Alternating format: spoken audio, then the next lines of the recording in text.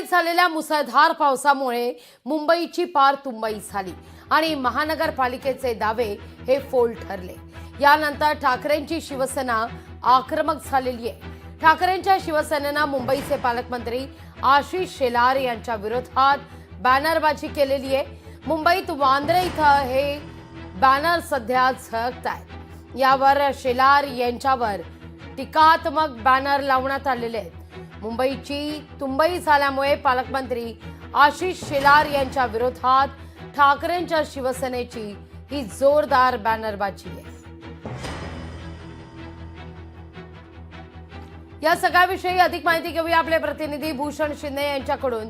भूषण, काय अधिक माहिती या सगळ्या संदर्भात?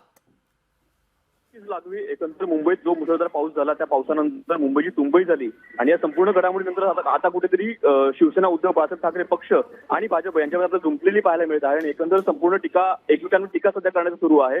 एकंदर ठाकरे शिवसेनेकडून त्यांचे अखिल क्षेत्र हे जे नेते आहेत त्यांनी आशिष शेलार यांच्या विरोधामध्ये बॅनर लावलेले आहेत। एकंदर आशिष शेलार यांचा उल्लेख यामध्ये बाताशिष शेलार असा केलेला आहे आणि एकंदर या संपूर्ण गोष्टीनंतर कुठेतरी आता भाजपवर टीका केलेली आहे। मुंबई महानगरपालिकेमध्ये या संपूर्ण सध्या सत्ता नाहीये कोणाची, या अनुषंगाने ही टीका केलेली आहे।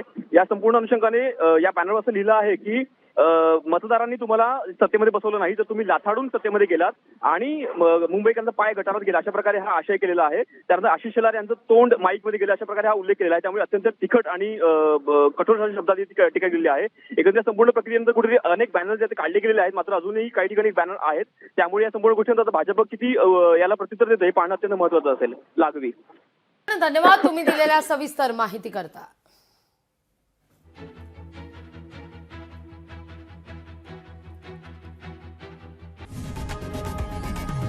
लोकशाही मराठी ऐका, पहा, जागरूक रहा।